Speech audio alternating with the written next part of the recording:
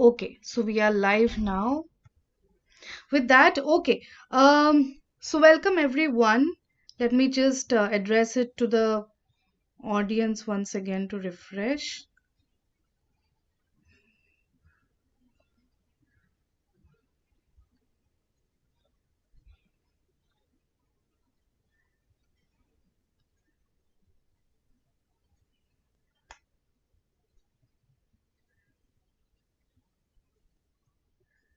Yes, so we are live now.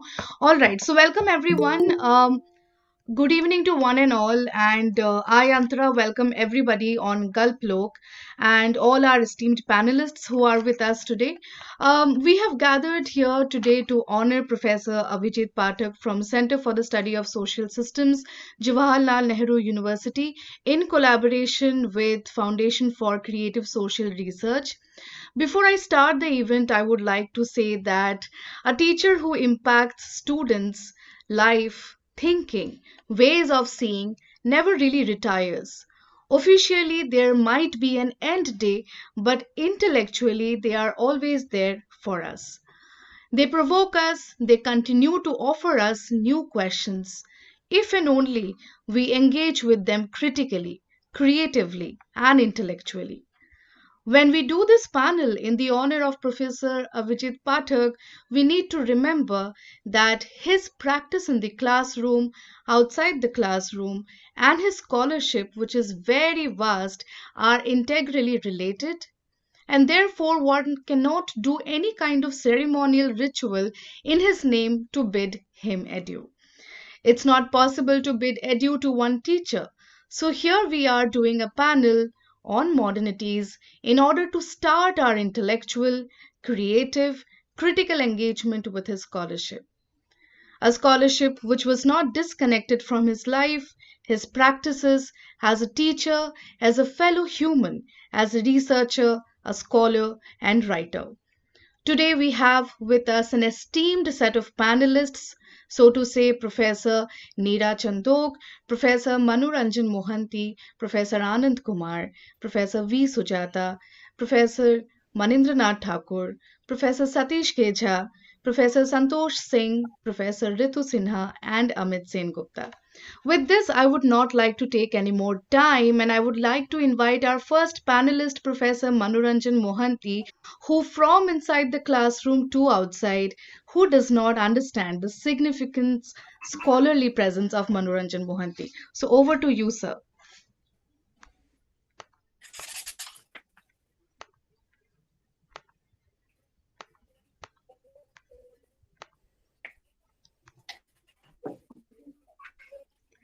Professor Mohanty, Unmute, unmute, please. so you have to unmute.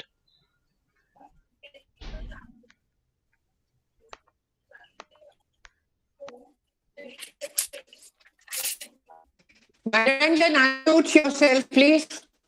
I have now unmuted, but I was Yes. muted from that end. Yes. Yes, yes. So it's a wonderful opportunity to celebrate a wonderful life of a intellectual who is actually not retiring, is entering another phase, like several of us present here.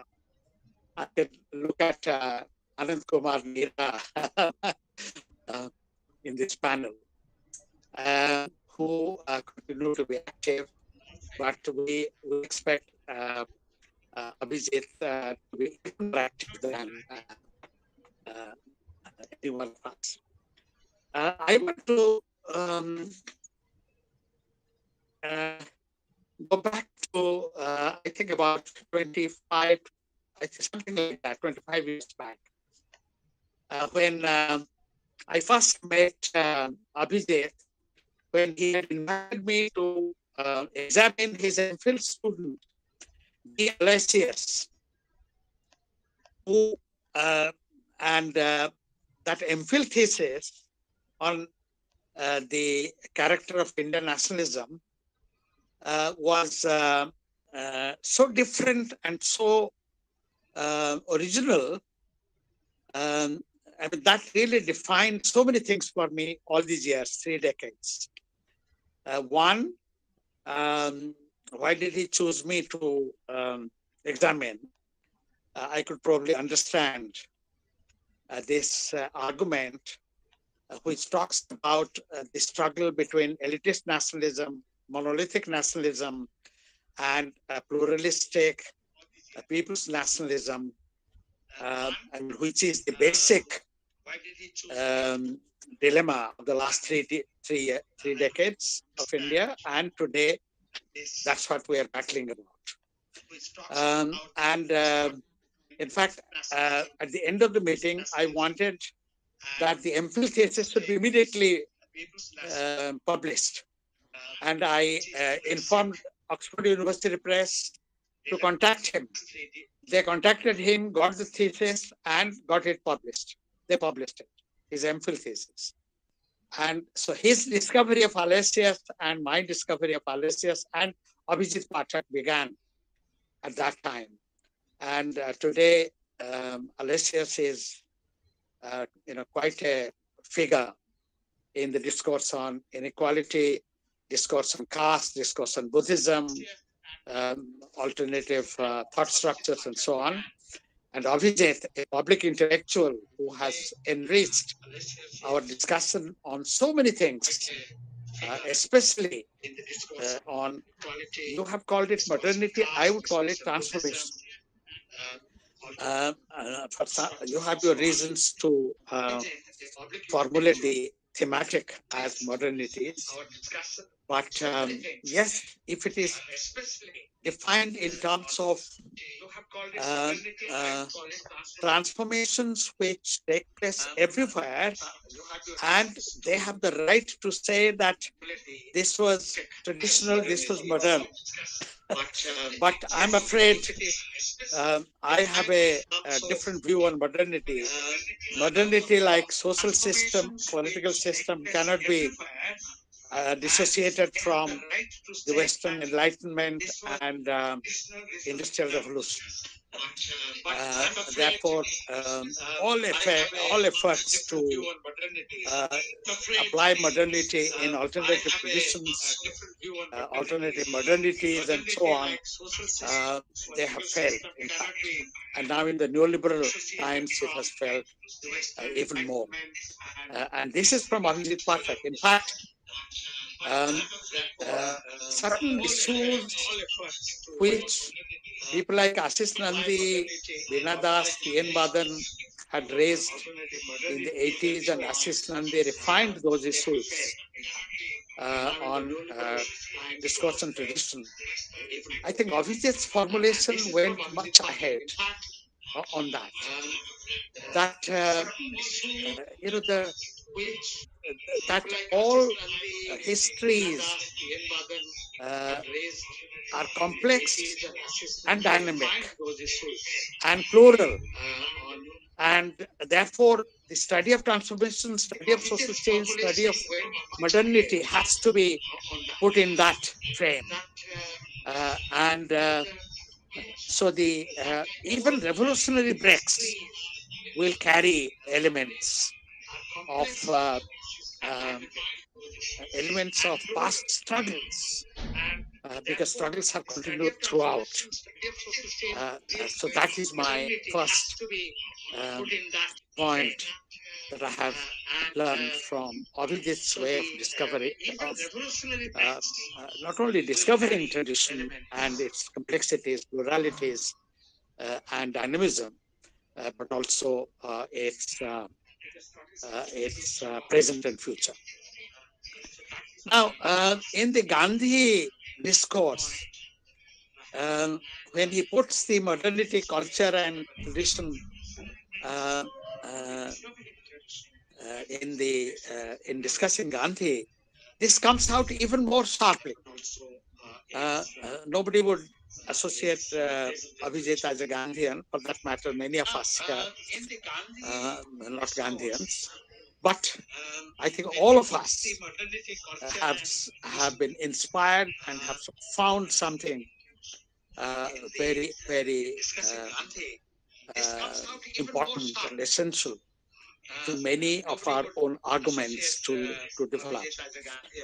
And whether it is means and ends, whether it is satyagraha, whether it is a truth discourse, and we had this fantastic set of panels in the satyagraha seminar. From Hindutva Chaya, I've been noticing Avijit's Gandhi discussions on various occasions and various writings. Now, recasting, he uses Gandhi to recast the traditional modernity discourse into a transformation discourse on liberation, freedom, rights, and therefore it's a very, very innovative way of taking Gandhi as a resource and as a arena of inspiration and cultivation. Abhijit, the educationist, is a unique educationist. I think we see in this panel many, and we interact with many. And we saw Avijit, the educationist, in the turbulent times during the last 10, 15 years, and in the JNU context, in the national context, in the daily, the anti-CAA campaign, during the movements, including the last 1 year's various movements, especially the farmers' movement. So here is an educationist who brings his discipline and tools of knowledge, of understanding, of dialectics, of critical reasoning to the turbulent debates, turbulent accents, turbulent experiences of this repression on campus. The quiet reasoner, unlike me and many others, we get emotionally charged very fast. I may be more than others, I may be less than others, but we all get. But Abhijit is the quiet one who reasons. One can, I'm sure, those who have the privilege of seeing him more closely, more often, will say much more on this. So that's the education. In bitter debates, he will find out what is the clue to move forward. And that's the education's role, actually, to find reason as the basis of persuasion and countering unreasonable arguments. My final point is his membership of our own effort, the creative theory movement.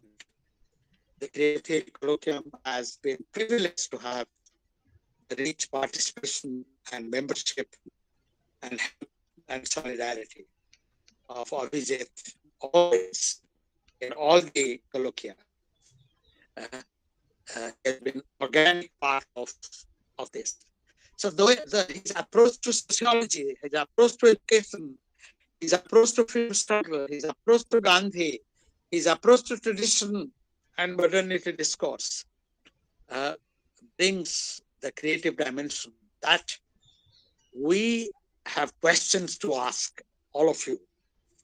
And if you have faith in the creativity of the human labor and human mind, and that's what defines civilization, then we have to pursue more questions than have been asked so far. So he is a creative theorist par excellence. So to that, Avijit, my friend, our colleague, I welcome to the new world of more active scholars, activists, humans, friends, and solidarity mongers. Welcome, Avijit. Thank you.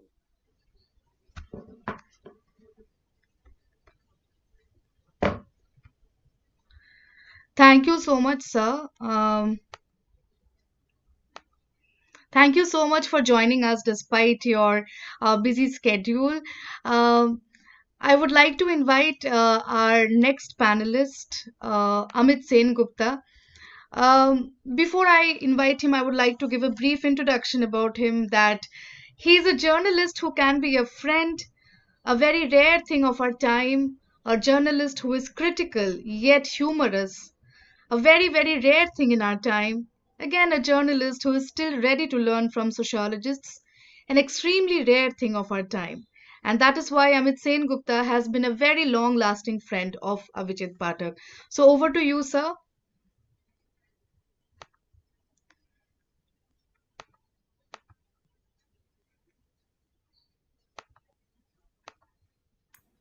Can you hear me now? Yeah, can you hear me now? Yeah. Yes, sir. Thank you, Azra, and I hope Avijit is around. And is there students also there? Are students also listening? Yes, sir, they are from YouTube. Yes. Right, right. It was. I'm thankful to Professor Manoranjan Mohanty. He was my external supervisor when I submitted my MPhil thesis with Professor Sipta Kaviraj.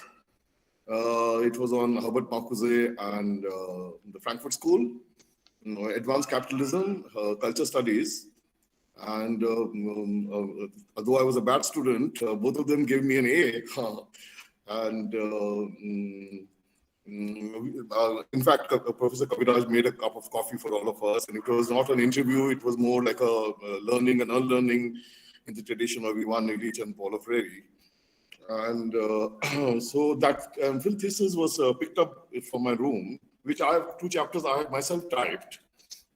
And there was no computer those days. And Avijit came and quickly picked it up without saying anything, went away.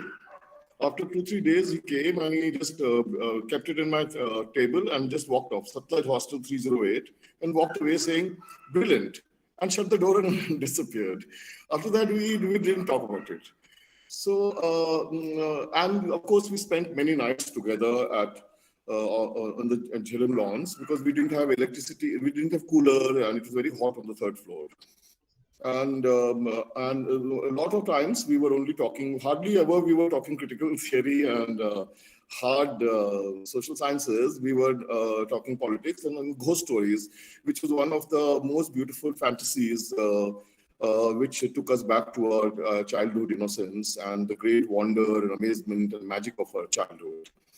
And so this, I would use this opportunity to hear 2 discourses which are much more critically, intellectually, more loaded with wisdom and vision.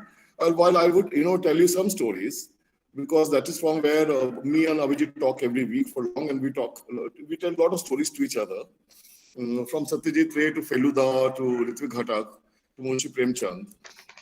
So,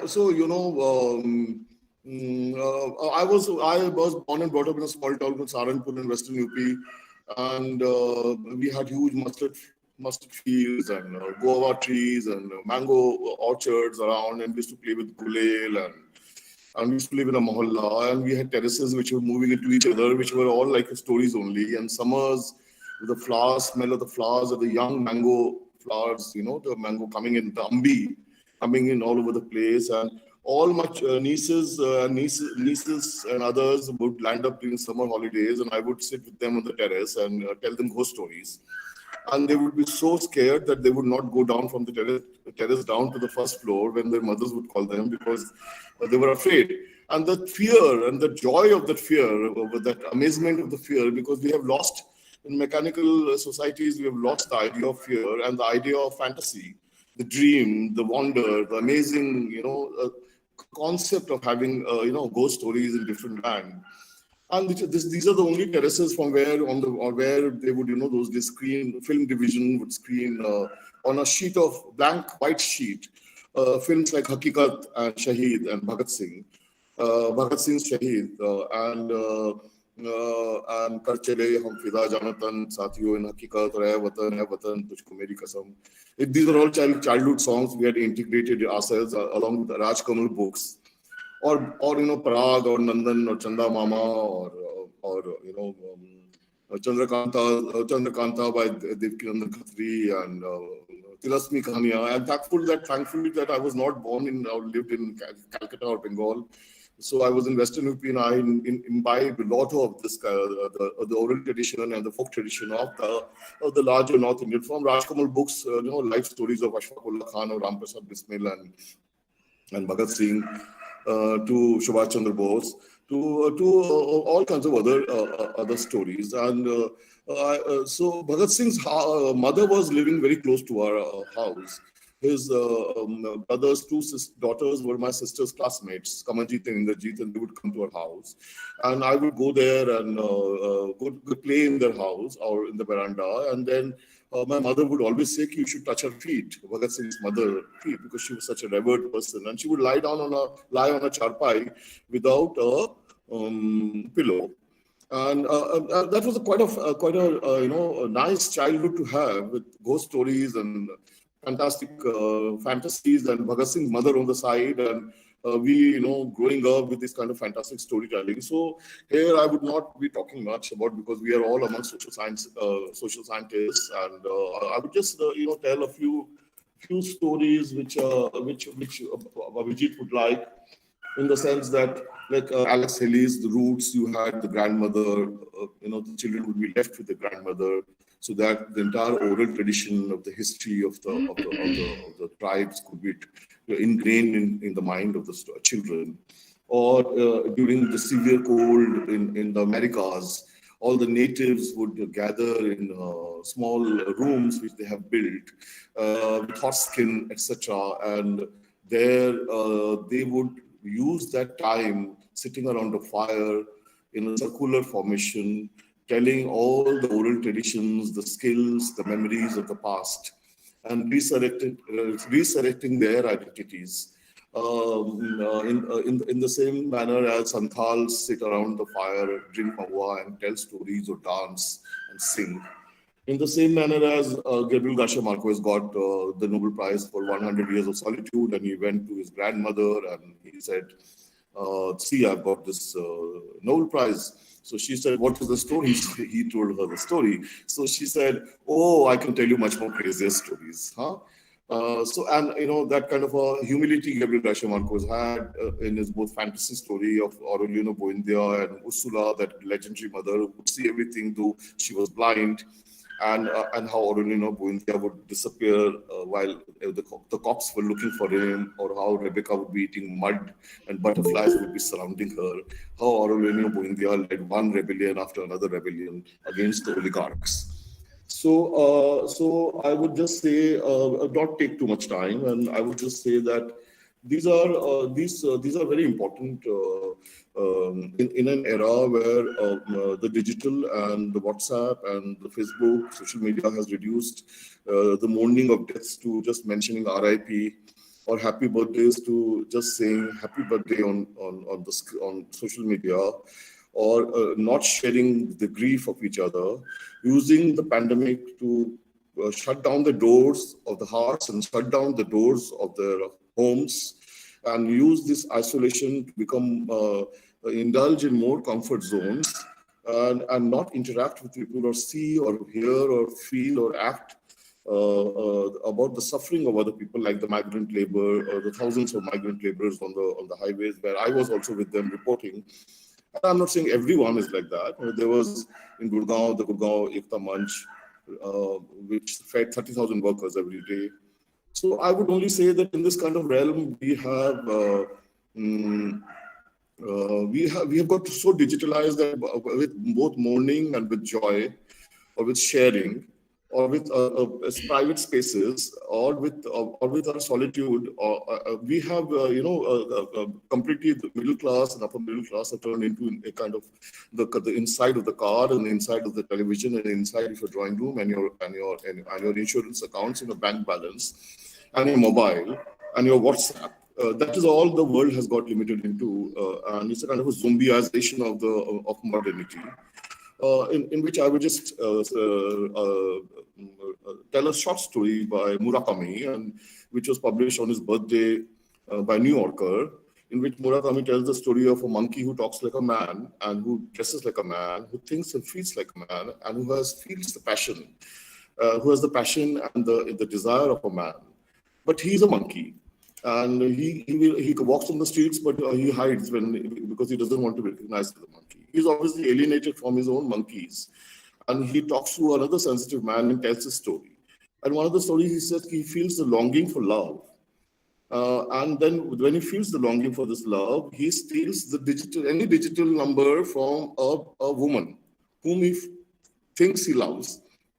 That could be a credit card number, that could be a passport number, that could be Aadhaar number in India, or that could be any other digital number. And that woman, when you take the digital number away from her or that card, she forgets her name. And she must be a very famous person. She might be a celebrity, but she forgets her name. And when she forgets her name, she doesn't realize that a monkey has internalized her memory and her passion. And the monkey is, now celebrating that passion with the digitalized identity. For the monkey, the digitalized has become the real. It's a kind of spoof in bad faith of a dark humor, which Murakami depicts of a postmodern society like in Japan, where love can only be found through digitalization. And that's why I say that we should go back to storytelling. Beyond Zoom, maybe time will come, we will again interact. We will listen to Anand Kumar, and we will, of course, we will read Professor Neera Chandok, and we will have more Galp Loks. And social sciences will also incorporate the idea that stories and fantasy and amazement and word and wonder and magic, that is also a very important process for learning and unlearning. Thank you.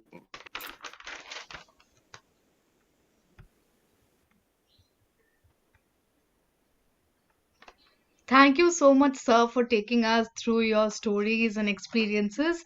With that, I would like to invite our next panelist, Professor Anand Kumar, who is not only a revolutionary but a free thinker, a life with magnanimity which cannot be summed up, a teacher with enormity which cannot be reduced to a mere introduction, somebody who disturbed BHU as a student, JNU too, and then went to disturb Chicago as well. So over to you, sir. Thank you very much. I'm very happy to join all of you in celebrating an icon of knowledge and a symbol of integrity and an outstanding intellectual of our time. I was very happy to see the topic because Avijit will enjoy such discussions. He never allows biographical factors to make any impact in his own way of doing things. I and Avijit became faculty members together with Maitreyi Chaudhary by the same selection committee. And I'm yet to figure out how could they elect all three of us in the same session because we belong to three different planets. And but we were together now in one academic place called Center for the Study of Social Systems. And as you can imagine, my 25 years in JNU were very pleasant experience because of these colleagues. And there were many more people. They were all different kinds of people. No two people in CSSS were similar. There was not much of a gurudom because of Yogen Singh's very allergic attitude towards gurudom. And I saw Avijit through his writings when I got time to read his Indian Modernity. And I felt compelled to quote him in my own paper, which was to have some kind of an interrogative understanding of theories of modernity. And I began with Habermas and ended with Avijit Pathak. So you can imagine my respect for his scholarship. Though he was never coming to me with a copy of printout of his any paper or any new article. He'll be always talking about things which were beyond him. Today also I want to suggest that Avijit Pathak represents a very rare tendency in the academic community, which was anticipated by people like K.C. Bhattacharya when they talked about ideas and Swaraj, or Swaraj in ideas. Avijit was dear to me because he took positions. He was always disturbing the harmony among the intellectuals. Either way, if things were going all right for the system, he'll disturb it. And if the protest was there, too loud, too noisy, too complicated, he'll disturb that also. So you can't take Avijit Pathak for granted. He'll be very unusual in a usual situation and very usual in unusual situations. His writings in the pages of Indian Express in English were remarkably different from what you expected from a man of his stature or his seniority, or his experience and his wisdom. He'll invite very critical responses. So I don't know if there is any school which has been developed around Avijit Pathak, because Avijit Pathak himself doesn't belong to his own school. I have never seen him quoting himself. हमने जो 2021 में लिखा था, वो आपको याद होगा हमने 1998 में बताया था.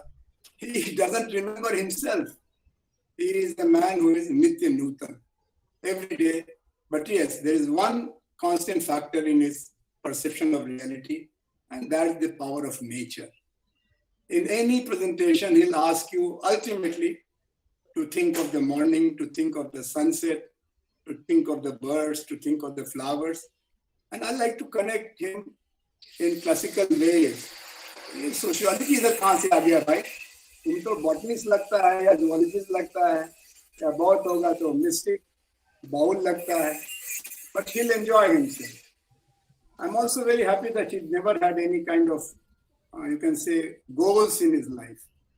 I never saw him worried about either his next, what you call, statutory promotion, or next book, or next seminar, next workshop. Very unassuming scholar, but always very keen. I think Avijit's biggest asset is his big ears. His mouth is small and his ears are very big. He'll be a very careful listener and then a good reflector. When you look at the theories of modernization, we had come to JNU where there was a very important man called Professor Singh, who had created some kind of a synthesis of the diversities of the theories of modernization from A.R. Desai, S.C. Dubey to M.N. Srinivas, through this very synthetic, integrative paradigm. And under the patronage of Yogen Singh grows this man called Avijit Pathak, who is totally unconventional.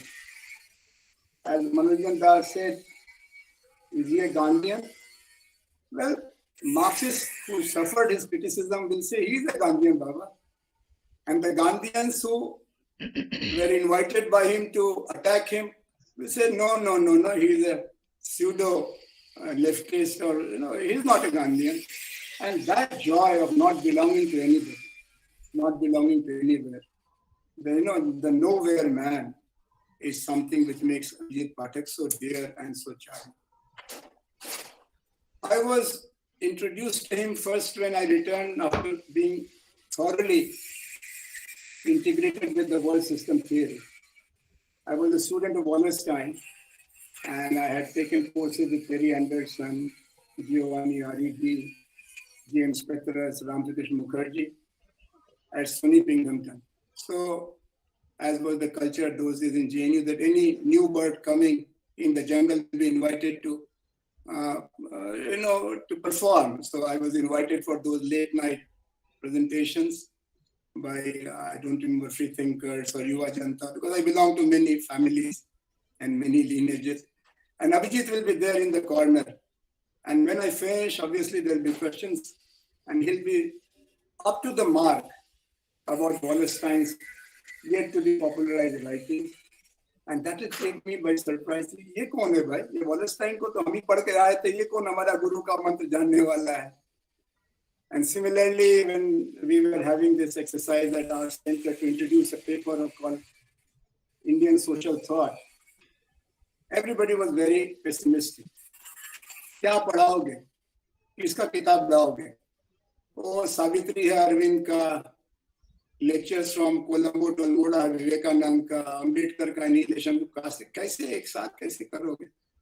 The only voice which was consistently on my side at that time was of Avijit Pathak. नहीं sir, ये तो चलने देना चाहिए. Let us try. और आनंद इसको कर सकते हैं.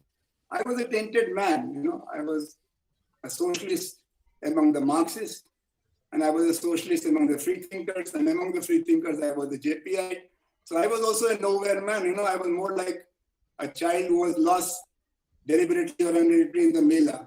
जो बच्चा मेले में छूट गया उसको लेने वाला कोई नहीं है. फिर वो अपना खुद किसी को भी देख के बोलता है ये हमारा मम्मी है, ये हमारा पापा है. वो कहते नहीं नहीं, ये बच्चा तो अच्छा है लेकिन हमारा नहीं है. I was that kind of a person in the center, very eclectic, very unpredictable. So we became quite a valuable majority, and we became two unconventional teachers. Avijit was known for his long lectures and long classes. वो classroom से निकला लड़के उसे वहाँ class चल रहा है. भाई घर जाओ, तुम जाओगे तो हम लोग भी जाएंगे. क्या नया स्टाइल पढ़ाने का गुरु type. But I remember him introducing many unconventional texts for the students, and the students were also in a trance in those times. It was not only because of Avijit, it was because of Yogesh Singh, T.K. Kumar, Anand, Sharma, Dipankar Bhatta, Maitreyi Chaudhary, many people. But Avijit was a advisor, and he will encourage people to go beyond the frame. बहुत मुश्किल होता है. PhD के समय में लड़का लड़की outstanding भी करना चाहता है स्ट्रक्चर के अंदर. पता नहीं सुपरवाइजर क्या करे, पता नहीं एग्जामिनर क्या करे. तो जब निकल जाएंगे बाहर इस खेल से अपना खेल खेलेंगे, अपना स्टाइल दिखाएंगे. लेकिन जब तक सिस्टम में है, वो भी हमारा centre for this social system, तो उस इंटेलेक्चुअल सिस्टम में अभिजीत विद्यार्थियों को अनकन्वेंशनल होने की हिम्मत देते थे. तो कभी कार्ड पुलानी पर बात हो रही है, कभी मंकी पर बात हो रही है. और उससे मुझे याद है कि अभिजीत पाठक का एक शौक ये भी था, he'd invite people who were never invited by the mainstream community. आनंद भाई क्या कर रहे हैं आफ्टरनून में? मुझे बोलो क्या करना है, लंच के लिए जाएंगे, फिर खाना खा के थोड़ा आराम करेंगे. नहीं आप आ जाइए, हमने आज आशीष दा को बुलाया है. आशीष नंदी को हमारे सोशियोलॉजी वाले हमेशा एक मार्जिनल सोशियोलॉजिस्ट मानते थे, एक मैवरिक मानते थे. और अभिजीत पाठक का कोर्स बिना आशीष नंदी के लेक्चर के पूरा हो ही नहीं सकता था. But salute to the seniors and salute to the spirit of JNU that Avijit was like a prince of the center. He had all the freedom to do whatever he wanted to do in the best interest of the students. I remember one of the meetings in which Avijit Pathak was in the eye of a storm. What was the storm about? You know, in our university, I think it is with Manindra also, I don't know about Delhi University, that we do grading, but then it is moderated also. So that there is not too much of subjectivity, individuality, guru shishya, patronage system. So one session was very stormy because Avijit Pathak had given a student A+. And A+ is not given, it's only there in the paper, not to be given to students.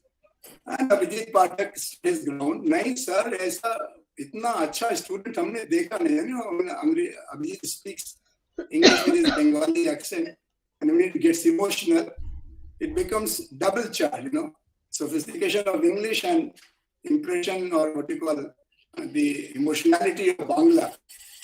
And everybody on one side and Avijit Pathak on the other side. Avijit did not yield his ground.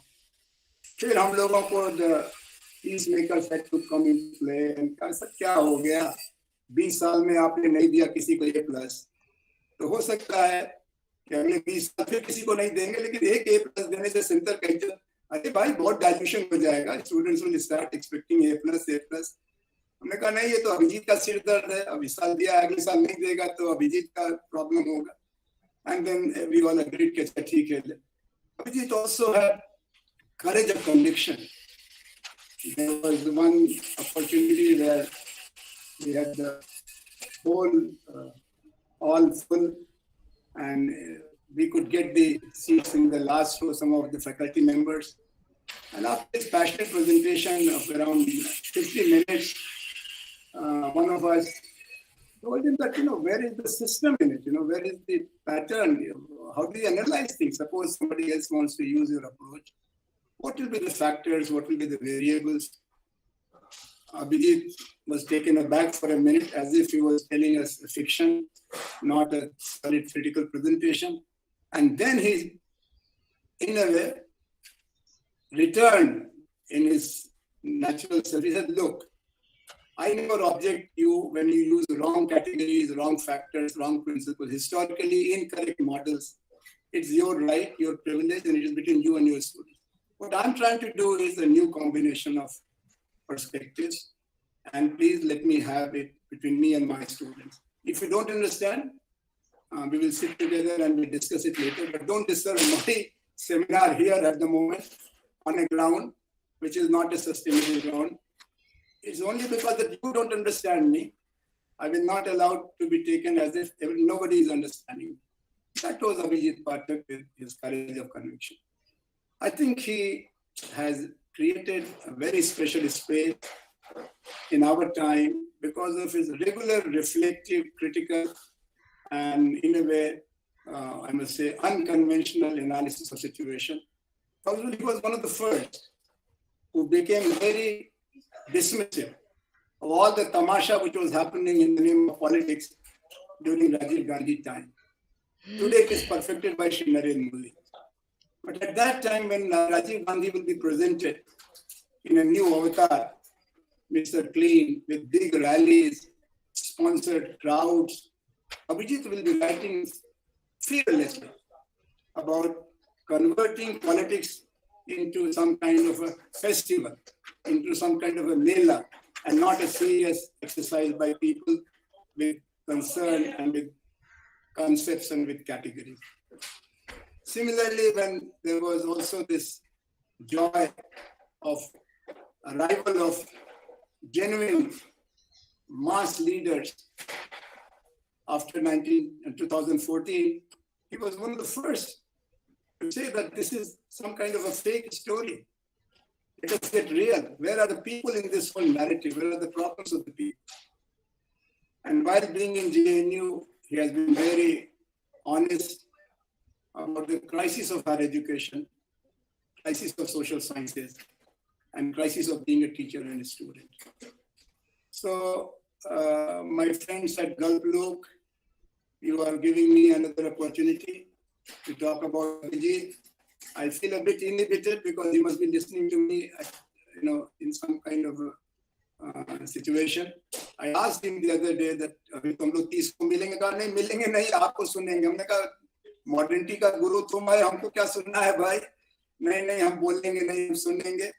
So it's an incomplete exercise, and I hope that it will go on, and we'll have some more occasions, like the last session where Avijit himself spoke.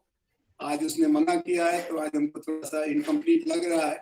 But I'm very happy to join Mananjan da, Neera ji, Manin ji, Sujata, Ashutosh, Santosh, and Ajit Jha to wish him a glorious period as a reflector, as a critical thinker, as an organic intellectual. I wish him to be available and accessible as he has been always. Thank you, my friends. To a sociology discussion on left government's role in West Bengal. And that's how I was introduced to him. And after that, I always felt jealous of him, partly because many of my students joined his classes and would come back and would tell me that he's a great teacher. And I was always thinking that I should have got some chance to attend his classes to learn the way he communicates with the students. I was told that he brings in poetry, literature. And I often encounter some of my friends who would make the point exactly Professor Kumar made, that yes, he could be a nature watcher, he could be a literary person, but is he also a sociologist? And I remember a discussion that happened somewhere after the seminar about the nature of his sociology. And that ignited me to read his texts and a kind of arguments that he made. And that also kind of forced me to rope him in the creative theory group. And he always participated, as Professor Mohanty rightly said, and always kind of brought out new points from whatever we were discussing in the emerging times. I think the core idea that Professor Avijit Pathak has really contributed to sociology to me is his method. And he writes in one of his books that his method is self-reflexivity. Self-reflexivity. And I hope this will actually initiate a reflexive turn in Indian sociology, which is probably, I'll talk about how it is important. Let me just read out his paragraph about the method. He says that I have relied heavily on self-reflexivity. The reason is that in the process of knowing the world out there, I need to know myself, acknowledge my own experiences. Knowing myself and knowing the world are not two different things. I think this is exactly the creativity theory of this exact method that creativity is working on. And he gives some precautionary notes that when I'm saying that self-reflexivity, that does not mean that my I is very dominant in that. I is there, but that I is not the person. If I use Professor Mohanty's concept, which creativity has really imbibed almost, that is the difference between a reflexive self and or creative self and obsessive self. I think Avijit Pathak always emphasized on the idea of creative self and never on the reflexive self. So whenever he would speak or he write in first person, I never found that it was a story of himself. In fact, it is a story, as he rightly says, that what I'm writing is, of course, my own story, but I believe it is the story of the readers also. So most of the time, it is the story of the readers. He had that capacity to discern the questions of the readers and reflect upon them particularly. I think this is the method that he adopted. At least 3 of the books that I have thoroughly read. One is Culture, Politics, and Aesthetics of Living, where he merges the self and the politics, this reflexive self with the politics, and he merges culture, politics, and aesthetics together. And that transformed the idea of politics itself. Second one is Modernity, Globalization, and Identity towards a reflexive quest. And more precisely, and the more powerful text is Rhythm of Life and Death. The Rhythm of Life and Death, actually, I have used it as a text for therapy. I gave it to a friend of mine who lost a close one. And she read the book and got back to me that it was really a justice that the book would do to me. And it is the book of sociology. It is not, it is something that connects, which I keep emphasizing on, the being, thinking, and doing together. The comparison that post-colonial intellectuals have been facing, I think that is what he has resolved. And that brings me closer to his perspective. As a student of intellectual history of India, and looking into the problems that we face, the contradictions that we face in our professional life and the personal life. We become two different kinds of thinkers. One very formal professional thinker, but when we talk about personal, then we become very different and we're embedded in culture. I think this is the gap that Professor Avijit Pathak could bridge. And never I found him saying that this is I'm saying formally and this is I'm saying informally. In fact, I spoke to many intellectuals, including Professor Yogendra Singh, about the Lucknow School of Sociology. That why Lucknow School of Sociology kept talking about indigenous method in non-professional writings, but in the professional writings that is not reflected. And Professor Yogendra Singh told me that yes, this has been a problem. We used to discuss, but probably the institutional boundary was so rigid that we would not have dared. I think he dared to do it. He came several steps forward than his probably predecessors of Lucknow School of Sociology. That I think a major contribution. I think this method has solid implications, and therefore this method explains a lot of things that he has been doing. One, his way of doing theory. And I remember Sujata talking once that why we have this obsession with doing theory. I think this has been a problem for many of us.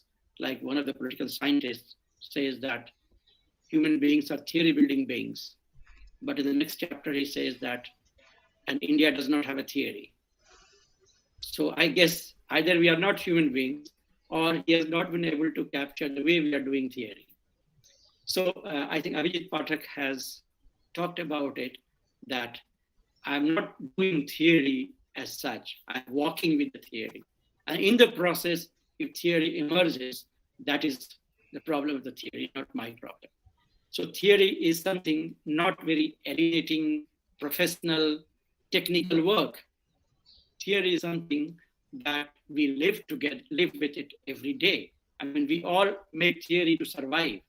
Like I was teaching Arthashastra, and I was wondering that this text is being treated only as mainly the text on state or public administration. Can there be a strong state without a sound theory of power? I don't think there's a possibility of imagining a strong state, without a good theory of power. It means there must be a theory of power in Arthashastra that is to be discovered. But that theory is embedded in the process itself. I think this is one implication of this kind of method that he talks about. Another implication is his critique of modernity.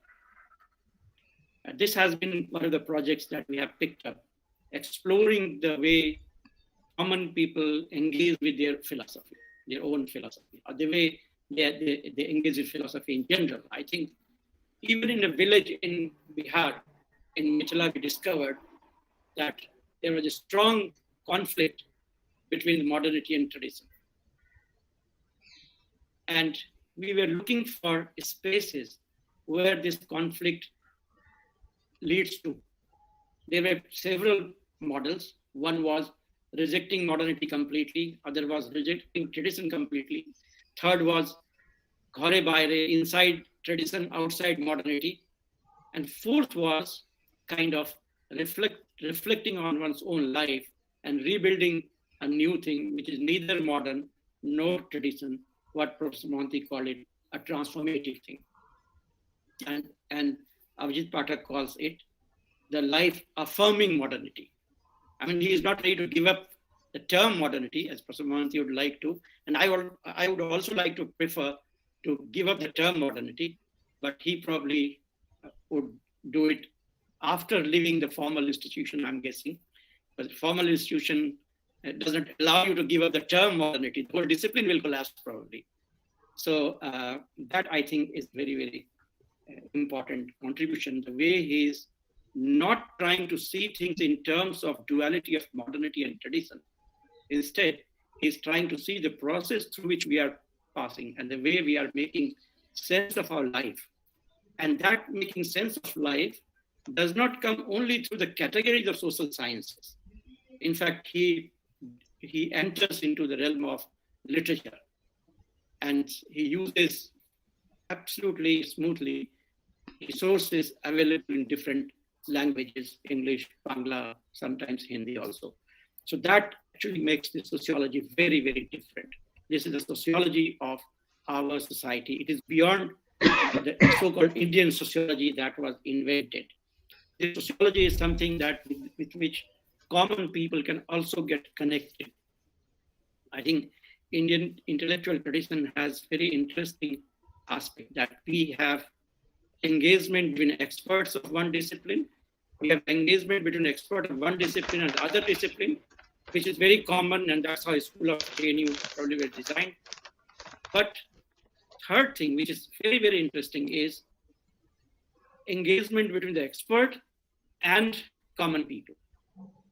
And for instance, now I have enough evidence to suggest that Panchtantra is the third kind of exercise that was done to bring Arthashastra to the common people.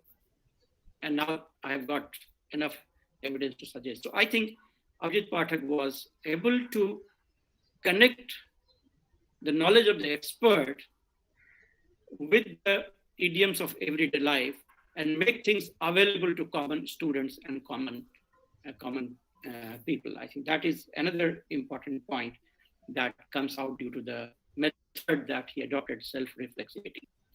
Third thing, that not only that he went beyond this modernity tradition frame, but also his frame is a good answer to one of the puzzles that a lot of people are trying to handle even now, that is the post-coloniality and decolonizing mind. I think this whole post-colonial literature basically is enjoying in the victimhood. I mean, Nandi writes in his intimate enemy that this victimhood is something that we enjoy. But then they hardly try to go out from that. I never found Pathak to talk about that victimhood. Without talking about that victimhood, he was trying to create a new domain where you can get rid of your colonial mind very easily. And that, I think, is the theory and practice of sociology that he introduced. And therefore, he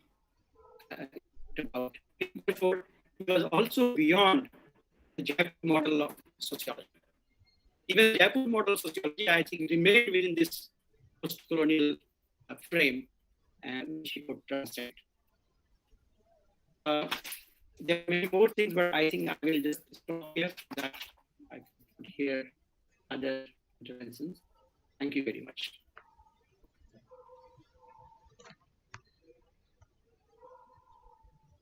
Thank you. Thank you so much, sir. Thank you so much for taking us through how you explained your personal anecdotes, or even about the fact how you talked about walking theories. Thank you so much, sir. With this, I would like to invite our next panelist, who is none other than Professor Neera Chandok. And does she need an introduction? She has such an illustrious profile as a scholar whose work has illuminated the mindset of scholars across generations and inspired students and scholars, especially on how we look at civil society and more. So over to you, ma'am. Thank you very much, and thank you for inviting me to this occasion, for inviting me on this occasion for celebrating the work of Avijit. You know, I can't remember a specific time or instance when and where I met him. But for some reason, we've often been in touch, whether he liked something I wrote or I liked something he wrote.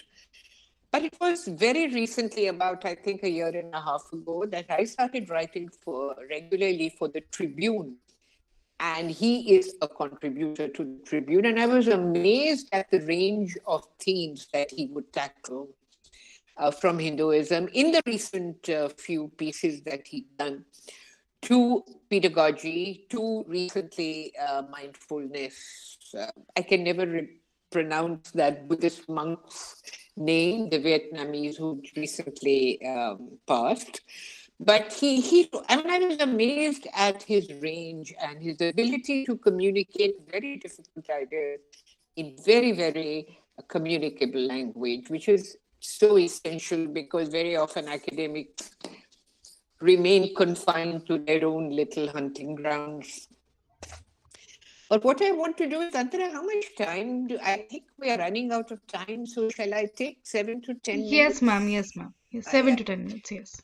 So I'll finish by 5:15. All right. Now, when it comes to, so let me talk about modernities, which is the theme of this particular meet.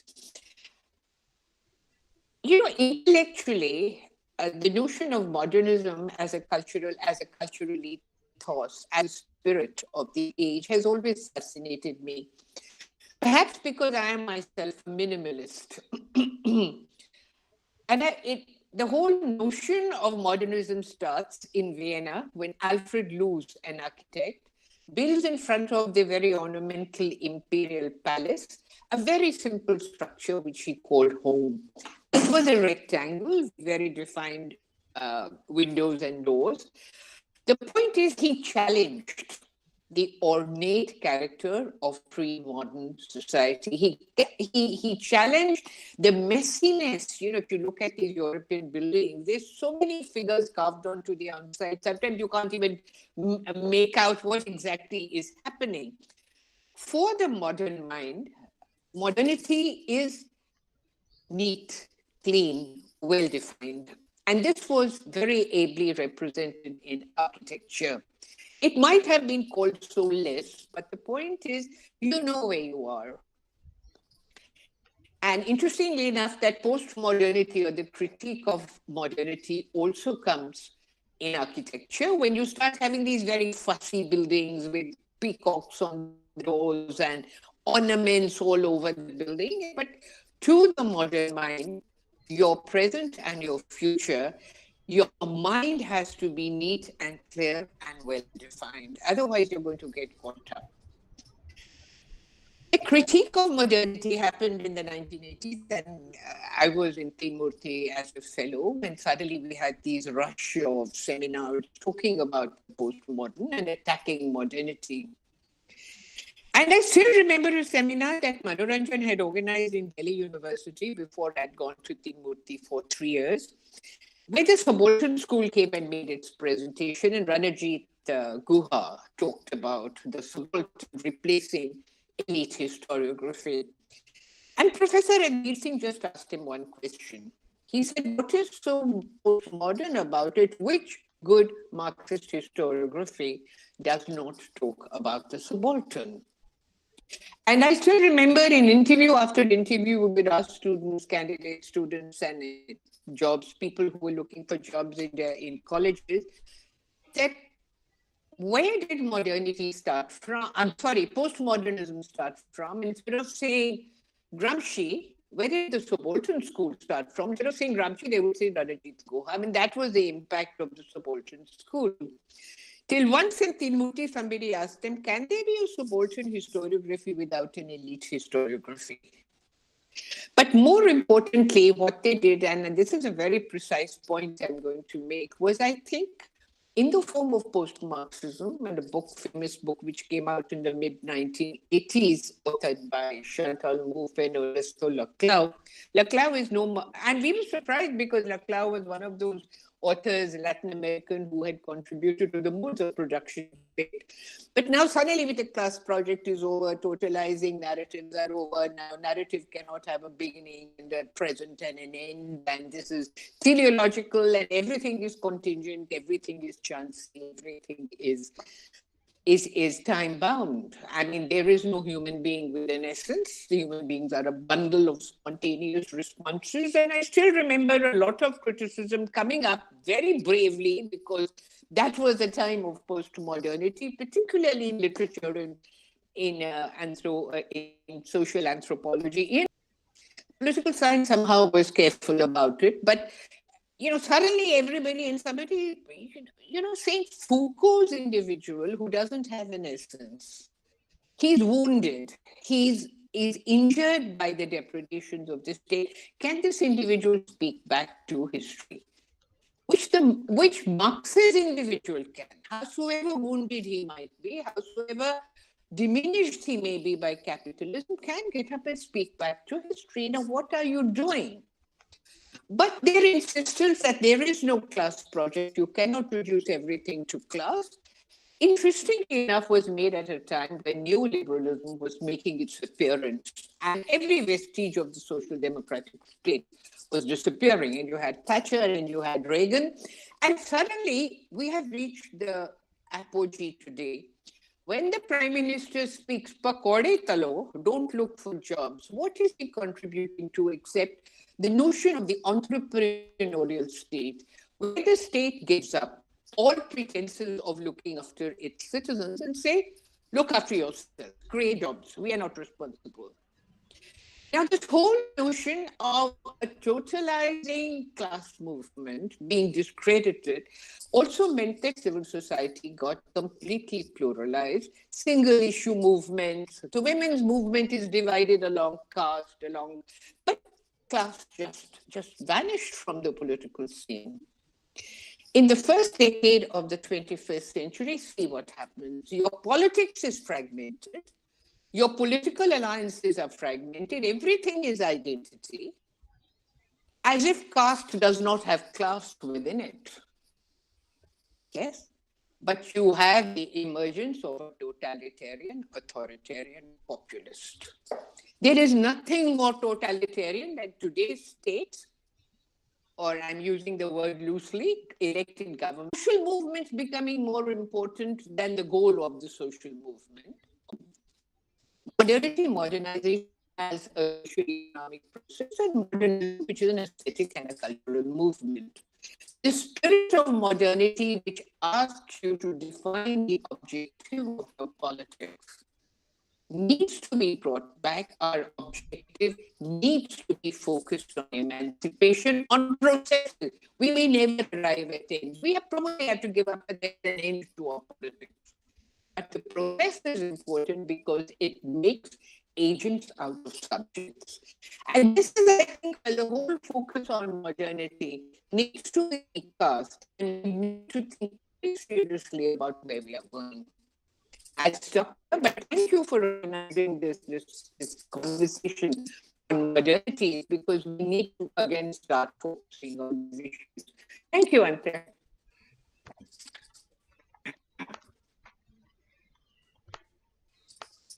I think you didn't expect me in time. Yeah, okay. Thank you so much, ma'am, for gracing us with your presence and taking us through your perusal of how you look at modernity. With this, I would like to invite our next panelist who we have with us today, Professor Santosh Kumar Singh. I wouldn't want to tell much about him, just this that he's a sociologist who is more than a sociologist. Why? Because he allows himself to indulge in thinking which are not straight-jacketed sociological thinking. So over to you, sir. Thank you very much, Antara. And thank you, Galp, for the opportunity. I'm here as a student of Avijit Pathak. So far, we have heard colleagues of Avijit Pathak. I'm here as a student of sir. So if you're listening to me, I say, sir, it's a great look for that great university. Generations of students, and it's a state loss. But I'm sure, and I see that after you retire on certain day, every day you are writing. I'm in general, and I read my colleagues that call me and say, hey, your teacher did today also in the Tribune. So I wish you all the best. But this is very important that I would like to share. And I'm very happy that Professor Anand Kumar, one of our very शिक्षक रहे हैं. I remember when we had joined team at school that Professor talked about today. I remember I was thinking of talking about it so early in the 90s. I was in 91, 93 batch. That was Avijit Pathak's second batch of sociology students. And I remember I was doing his course, Culture, Personality and Society. I remember my first assignment. My first assignment was looking at results and realizing what I must have gone through. So coming from Patna University with Marx, Weber, and Durkheim,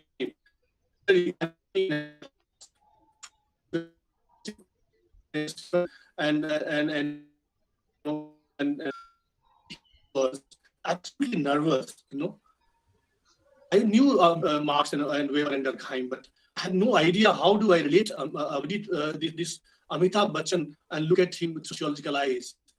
But that is what this teacher was doing in the classroom in the 90s. Imagine. And since then till now, I think Avijit Pathak has been a very, very inspirational mentor for me. I had myself taught for now more than 20 years in 3 different places, in Uttarakhand, in Punjab, and then in half of it in Delhi in a university. And as I come back here, I realized that there were a lot of things which Avijit Pathak. I'm remembering him because this is an occasion to honor him as a student. I remember that course when we finished. At that point of time, and but one each one of us got a small letter, written letter from Avijit Pathak. Imagine in the class of 40, a teacher must have sat through and wrote a letter for everyone. I still have that letter with me, which I every now and then, whenever I open my box, I read it. And since I'm also a teacher, I try and measure up to that level of teacher taught relationship. Of course, I have failed miserably on that account, but that's what makes Avijit Pathak so very inspirational, and generations of students have benefited, have learned from him, and continue to kind of look up to him for insights and a new way of looking at sociology.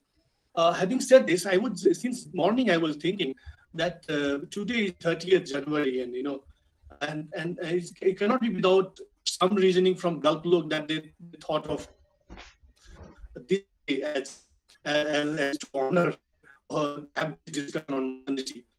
On Gandhi was kind of Gandhi passed away, in the sense Gandhi and was assassinated as 30th January.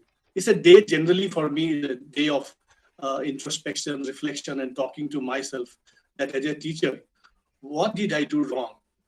That we have so much of violence in our own society. As a teacher, I also want to talk to myself. How did we teach generations of students that there is so much of violence in a country which gave ahimsa, which gave Gandhi to the world? And that engages me. And so today I would have never said yes, but for the Galp Lok. 30th January for me is talking to myself. I talk to myself, reflect, and think as a teacher, what did we do wrong? And that is where I sometimes feel that somebody said that Avijit Pathak we're not going to drop modernity. Why should we drop modernity? Modernity brought some really good points, good nice perspectives. That is the problem, that we want to replace something. So if we have to replace Gandhi, we have to bring Subhash Chandra Bose. That I like Gandhi doesn't mean I don't like Ambedkar. That's the kind of template that we have created for ourselves. That in that context, I was thinking that so many decades back in the 90s, when this course was thought of, modern Indian social thought, I remember Professor Anand Kumar had taught us that course. I took that course. Imagine that time, amidst Foucault and Derrida and all of this in JNU, totally intimidating us. Here, there's a chance for looking at modernity from our perspective.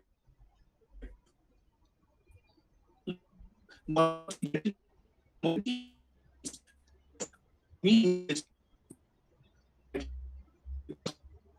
where we kind of encountered and now we're encountering the violence of modernity. He was a great champion of non-violence who was trying to create a counterpoint of epistemic technological violence of modernity through a very different kind of so to say weapon, ahimsa, satyagraha. Was it not a counterpoint to modernity? But was Gandhi abandoning the modernity? Was he? No. He was very punctual about time, the clock time that Avijit Pathak talks about. He was very demonstrative about his watch, wasn't he? We don't have to therefore abandon anything. Let's not abandon anything.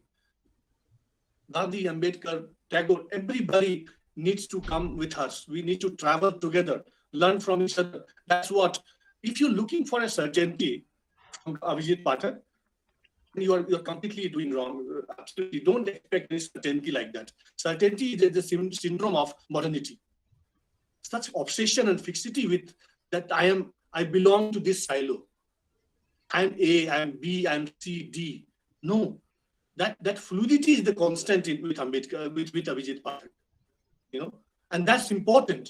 I remember his class we used to borrow from Derrida and Foucault, but equally Gandhi and Tagore. Is that a possibility? I mean, did we try that? The possibility that was imagine that people like Professor Avijit Pathak and Professor Anand Kumar trying to create our own intellectual resources to counter modernity violence. Did we actually pursue that line? I think we didn't. And as a result, in the name of classical, in the name of canonical, of course, sociology is a Western sociology word from France. Does it mean that we did not have sociology before? I mean, what environment is that? That is where I think that was a great opportunity lost. When this course was designed in Professor Kumar and I know that. When it was possible for us, I remember I read a book review of Aurobindo. I remember that. So many times I don't remember what I did there, but I remember that I got a chance to read Aurobindo there. After that, no. So we sociologists, we let's not call them sociologists because the purists will be disappointed, will be angry when you call them social thinkers. But we needed to kind of pay heed to this. For example, some of these questions around modernity, for example, the way modern looked at the idea of goal, idea of means end, an idea of for example, the way modernity looked at some of these questions related to religion and sociology for that many years, thinking that we are talking to, of course we are writing in EPW. We must write in EPW. We must write to journal pieces. But at the same time, we must write in the newspaper. There is nothing less valuable. And I'm very happy that a large number of social scientists are actually writing in newspapers. I'm one of those who wrote hundreds of editorials in newspaper. Today, even these days, I'm writing in a Deccan Herald. And every day I get a chance to hear from my teacher, Avijit Pathak. Every time I write something, he talks to me. When he writes, I talk to him. That is the camaraderie. And that's the way. But the point that I'm trying to say, the questions on religion and the versus thesis between science and religion, for example, and the modernity, the way it created a kind of template. What happened because of that? As a result, we just refused to align or even listen to the voices which came from somewhere else. The binary was so prominent that we just refused to kind of listen to the voices of Ambedkar, Gandhi, Tagore. These were the kind of ideas that should have prepared us to kind of change the trajectory of modernism and violence of modernity in India. We didn't, sadly, so to say that. And that is why, I think the relevance of Avijit Pathak is, as a teacher, that of course he was very, very, it was an excitement in the class to be sitting there in his class. I remember we used to look forward to be there in the class. And I remember particularly, I had come from a very small town, even a village, I would call. And we used to go to buy, stuffed T-shirts and all that to Palika Bazaar. And there was to be particular fragrance in that Palika Bazaar. For a gaon wala ladka, I used to carry that, perfume. And I could sense it that, oh, the Palika is close by. Something was there. In the class, I hear when Pathak is talking about modernity and its pathologies, he talks about that sense of affluence in Palika Bazaar. Imagine, I get goosebumps. I tell, oh, that is how you make sociology alive. When you draw from your everyday experiences, sociology doesn't become less. Sociology becomes better. Sociology becomes much more makes much more sense to the larger people. And the last thing, we please, for God's sake, let's not pretend to be natural scientists. We work in the lab, I write in my journal. God's sake, stop it now. Okay, write in EPW as much as you want. I have also written in EPW. I can say this now. I've written. So don't say that I write in newspaper just because I can't write in EPW. I've done all of this. But I'm saying I will still continue to write. And thanks to professors like Avijit Pathak and Professor Anand Kumar and the JNU in the great university that it is. I always carry this in myself, that teaching, learning sociology and social science is different from say doing natural sciences, doing a lab work. They do. I'm not creating a hierarchy, but I'm saying we have a different role to perform. Once we leave the university, we have to give back. We have to talk in a language that is accessible to large number of people. And of course, I'm sorry if I'm taking more time. Recently, I've been started writing in Hindi on my Facebook walls, and trust me, my mother-in-law is now knows what I think and what I do in sociology. Otherwise, I was talking to only I was talking to Dev was talking to me, and that's the world. And we lost the world outside entirely because of that, because we talk to ourselves only, right? So I want to say that thank you, Pathak sir. I promise you that I will carry what I learned from your class, and never mind what happens to my positions and whether I'm become a professor or not. I know what kind of sociology I've learned from people like you and Anand Kumar. I'll continue to do that, and I'll continue to be accessible to masses, to people for whom this sociology was given to me from JNU. JNU need to come out. JNU cannot insulate itself. One of the reasons why JNU suffered is also because of kind of insulation that it went in, and therefore it's time for all of us to kind of take sociology to the people, write in their language, and remember, don't worry too much about methods. Do it, and it will happen. Yeah, social sciences need that kind of reflection. Avijit Pathak sociology is the sociology for our time, and it's better we accept it, and better we start doing it, practice it. Thank you, sir, and thank you very much, Professor Anand Kumar, and everyone, my co-panelists. It's a pleasure to be here. Thank you so much. Thank you so Thanks, much, Antara. sir, for taking us through your experience as a student. With that, I would like to invite our next panelist, Ritu Sinha, who might appear to be the youngest of all, but let us not forget the Hindi phrase which says, "Dekhan mein chotan lage ghao kare gambhir." She is the one who is behind, engaging with work on modernity, on Gita Press, on the politics of Hinduism so deeply that she becomes an indispensable scholar to reflect on this panel on modernity. So over to you, ma'am.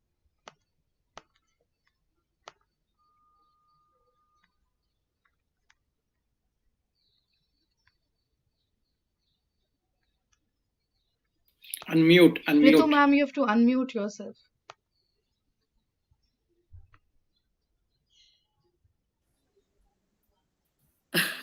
Okay, thank you, Antara, for such a modest introduction. Um, a very good afternoon, good evening to all of you. I see my teachers, my colleagues, and I'm really, really honored and delighted to be invited by Galp Lok to be part of this distinguished panel to honor Professor Pathak. Celebrating Professor Pathak is a joy in itself for all of us. However, it's very challenging for a student like me, for whom Sir has been a mentor, a comrade, guide, and as we keep talking, our conscience keeper and a revered figure. I congratulate Galp Lok for selecting modernities as a topic of discussion, as we are seeing and I'm witnessing that explorations encircling it certainly equips us to sort of understand the quest of Professor Pathak as a sociologist. Much has been said by distinguished speaker. So today, what I express is a very humble attempt to understand him from a student's point of view. Uh, um, so before learning in sociology, the dialectics of modernity in a scholarly way, I started to learn it through belief in democracy while growing up in Lucknow in a left liberal household, and then blatantly experiencing its failures in demolition of Babri Masjid. So modernity for me crystallized around the dream of an egalitarian society. Secularism, belief in freedom, culture of resistance in mass movements and mass politics against the oppressive modern nation state at a very, very early stage of life. And like many of us who are striving for these core values and being in the throes of producing an equal society in every possible way, became one of the first goals of my life. I wasn't aware, and it was really less aware of ambiguities of modernity. And so joining hands with thousands sharing the same dream thrilled me. In my limited world, the idealization for a modern secular world, which would be devoid of dogmas and inequality, formed my consciousness. And I nurtured this idea that all who go to universities are in possession of similar consciousness. With those ideas, I came to JNU. JNU provided the thrust to these dreams. And as Santosh has said rightly, all my teachers, and provided possibilities to be fearless in exploring new ideas, and that asking questions is fundamental necessity of an egalitarian society. My encounter with sociology, with all my distinguished teachers, really exposed us to the joy of studying modern, rational, secular, industrial society, the world around us, knowing the age of modernity, its spread by 20th century, and also disenchantment with mechanized rationality and discontents of modernity, as all students of sociology must be understanding, the rigor of critical theory in highlighting the disillusionment with modernity, and also studying Nisbet, Giddens, and others, which widened our horizons of theoretical world, enriched our concept, but at the same time also, also enriched our conceptualizations around Indian modernity and later designed our research engagements.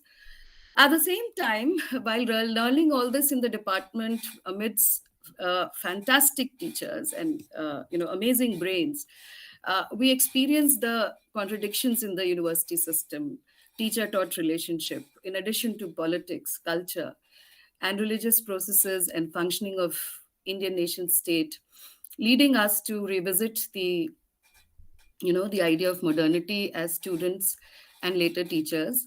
The invasive, aggressive modern world, which was omnipresent, unsettled us on several occasions as being a student, a political activist, in personal as well as professional fronts.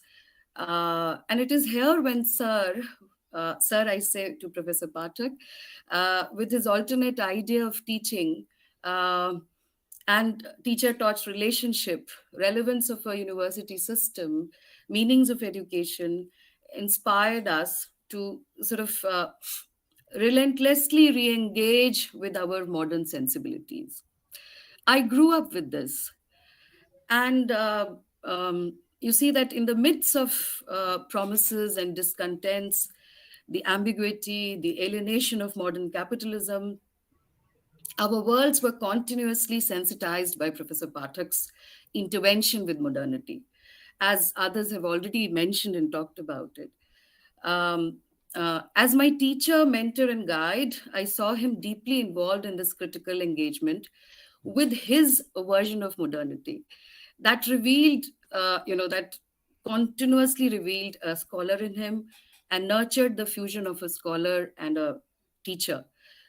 With the life practices of Professor Pathak as a teacher, philosopher, and a public figure, uh, who earlier people have talked about, who altered the classroom practices, promoted collaborative learning and learning beyond the realm of four walls, to teach us critical thinking and reflexivity.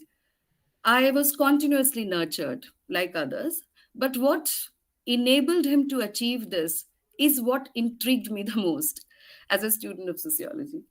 His works talked to me, and as Professor Maninder spoke about his way of doing theory and method, started to articulate.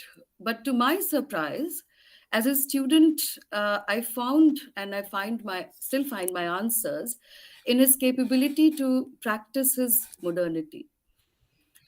His discourse on modernity is a scholarly journey which I felt that fuses with his teaching, and sociology becomes his being and soul.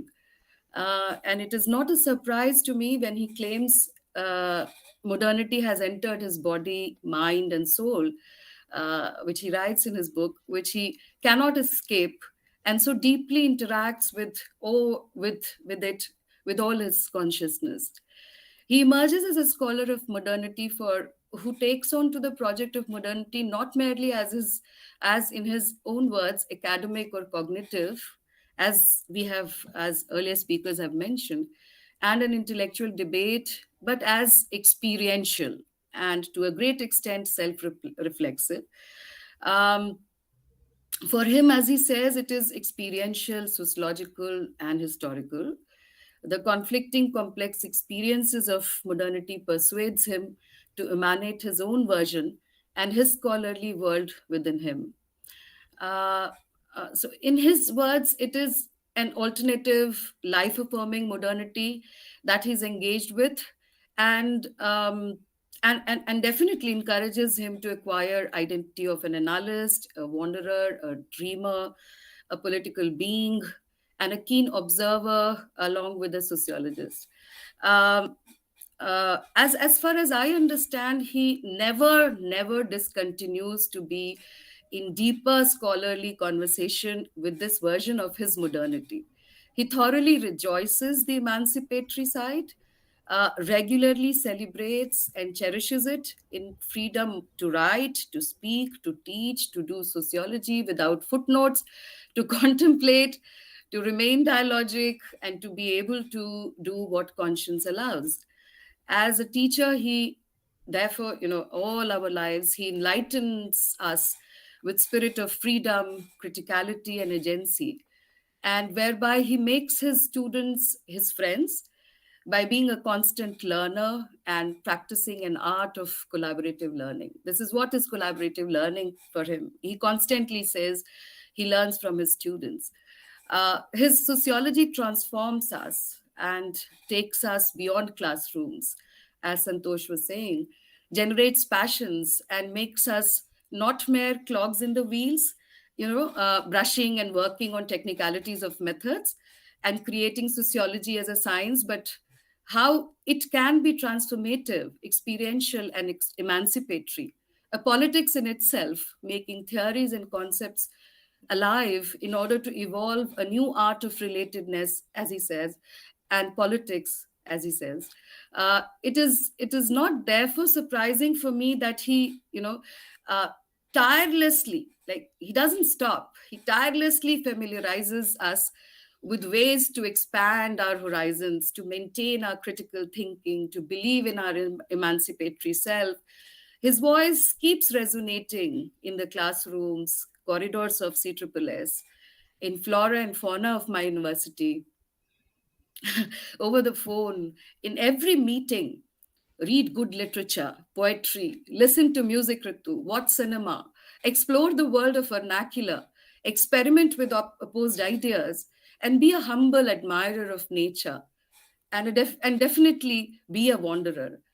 The nuances of social reality can be found in these and not always in structured ways of doing sociology. Innumerable time he mentions this to us. And you know, sociology flows out and becomes fluid, as Santosh mentions.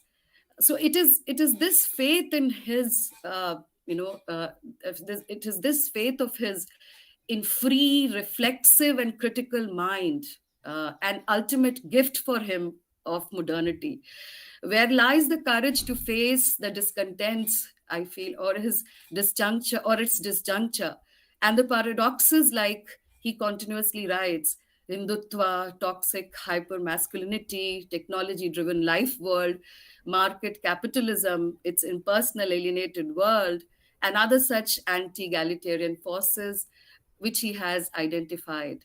And he continuously writes.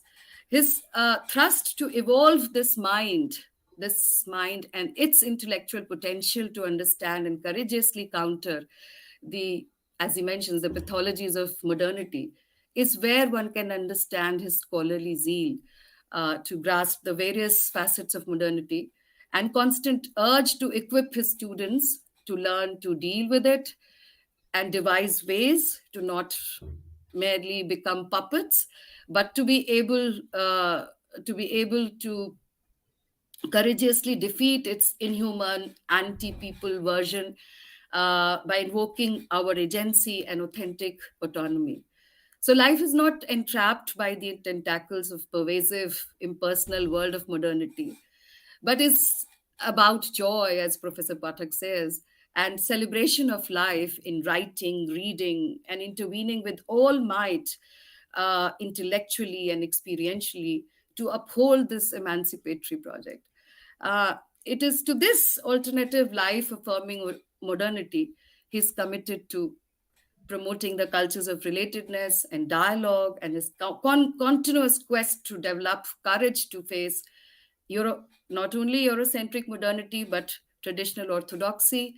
And he argues as a teacher who is on his scholarly journey continuously to create an alternative of spiritual modernity, and continuously arguing and inviting the world to show the courage to engage with and participate in it. Um, so, you know, he evolves and shares his politics and worldviews in his teaching, writing, observing, and keeps, involving us, interacting with us over modernity, over various facets of modernity.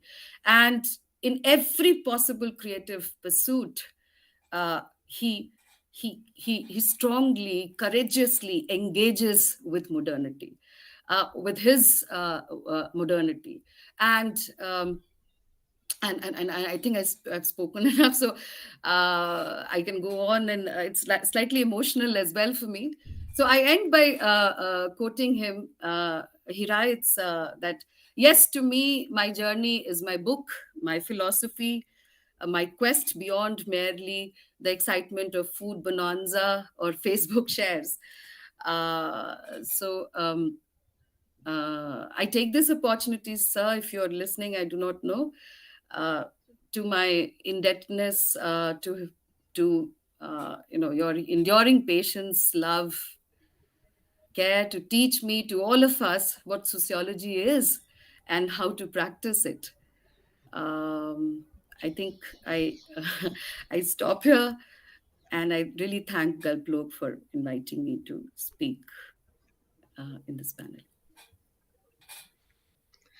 Thank you so much, Professor Ritu, for such a heartfelt talk on your each and every experience that one would have with Professor Pathak as the teacher.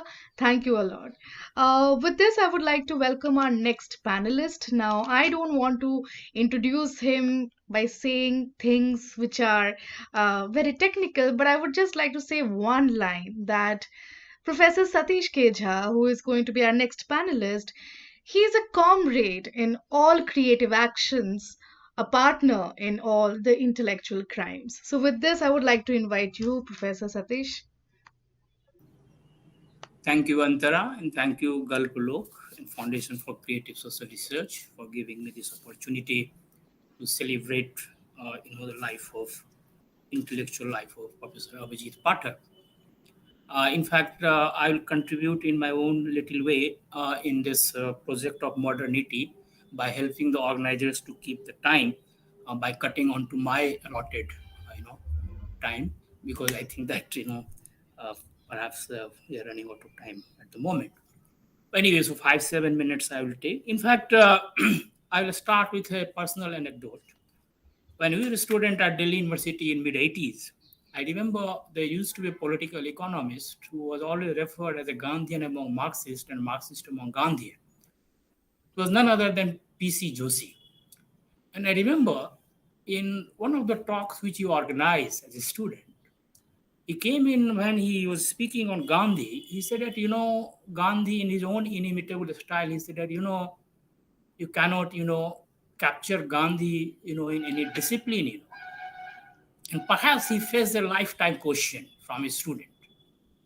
He said that you can't run away like this by saying that Gandhi cannot be captured in any discipline. You have to today tell us that where he can be captured. And he was totally nonplussed. He didn't know what to say to that student. Now, today, in this deliberation, we have also perhaps come around the same conclusion that Avijit Pathak cannot be captured in any discipline. And I think that we are running away from a very basic and fundamental question. What is so wrong with our disciplinary boundary of knowledge? The way we have domesticated knowledge system in our universities and colleges, what is so wrong with it? That as someone like Professor Avijit Pathak, who is a very good conversationist, he arranges conversation among multiple traditions, who arranges conversation between society and the intellectuals. We are not being able to capture him in any disciplinary boundary. I think Professor Anand Kumar referred to K.C. Bhattacharya's Swarajin ideas.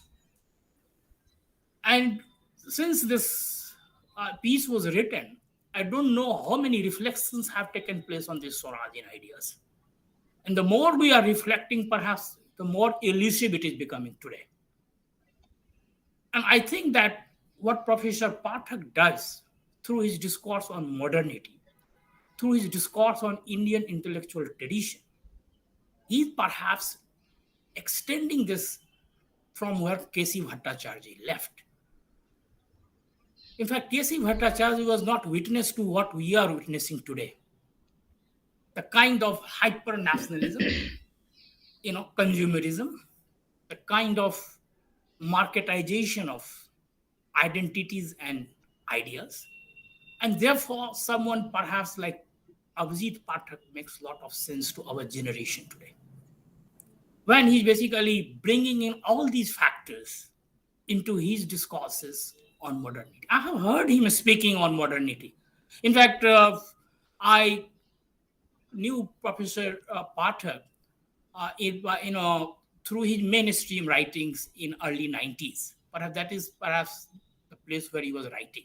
I was a student of MA or MPhil.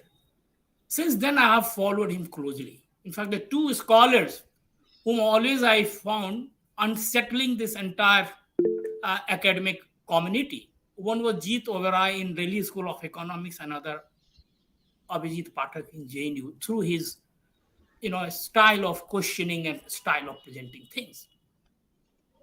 In fact, I have heard him speaking on modernity, and I don't think, as in fact Professor Santosh Singh rightly pointed out, that he's dismissive of everything that modernity stands for. In fact, of course, I have heard him speaking about Max Weber, particularly the two pieces, politics as vocation and science as vocation.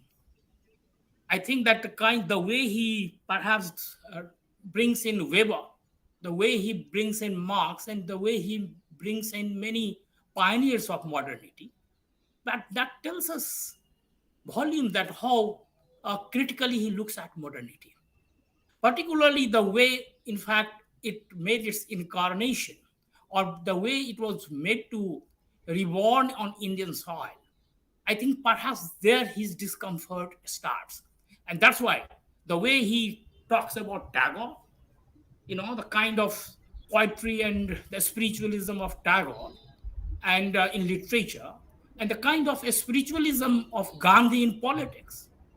I think that tells us that how he perhaps tries to basically recover the lost ground of modernity. Now, one thing I would also like to mention here, that in fact, Professor Pathak for me is a sociologist among philosophers and philosopher among sociologists. It's something like, the way, all philosophical categories started, descending with Hegel in West, and started making sense to many people perhaps who could not have made sense of those categories till Kant. Only after Hegel, perhaps, the way those categories and those ideas became tool for social analysis. I think the way he brings in many abstract philosophical concepts through his way of presentation. In fact, that is something very interesting to see, that how those philosophical categories can become very lively, can be a category through which one can make sense of one's own surroundings. Because for a political, a student of political science, philosophy becomes very intimidating to us. Of course, we study political philosophy, but the way the political philosophers talk about philosophy, that becomes very intimidating. But someone, like Professor Pathak, the first thing he does, that he drives away that fear from the minds of listeners by just telling to us that philosophy is something which is not to be, discussed, in the Himalayas, or something to be discussed only, the cozy atmosphere of India International Center, but can we also discuss perhaps on the dhavas of ZNU, and perhaps other places which are accessible to all and sundry. So I think that way, a teacher like Professor Pathak, I unfortunately never happened to be a student, but I have had the opportunity to listen to him in seminars, in conferences. In fact, I had invited him to my college to speak to my students, and how difficult it is to speak to college students, and the way he perhaps conversed with them, that indicates that the level to which he can bring his ideas, in a very conversational fashion. So therefore, this entire discourse on modernity, and rightly, I think that whosoever decided, when it mentioned that not modernity but modernities, I think the theme for today's discussion, I think that captures this entire ethos which characterizes around Professor Avijit Pathak. Not one modernity, but multiple modernities. And the way the Indian way of discoursing on, or discourse on modernity can be celebrated. And that's why when we find Professor Pathak talking on the one hand about Tagore and Gandhi, on the other hand, he also talks about Aurobindo and also Ramana Maharshi. In fact, that tells us that how perhaps the three important ideas of modern time, at least the two important ideas, nation and religion, these two have been abandoned in name of secularism, progress, science, and so on and so forth.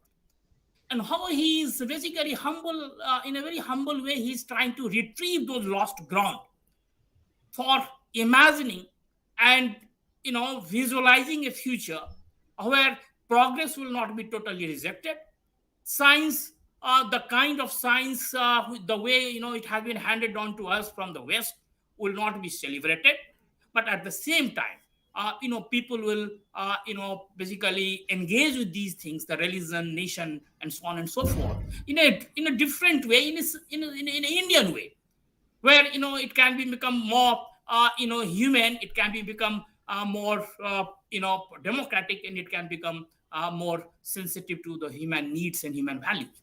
So I think this is how perhaps his entire discourse on modernity has to be seen.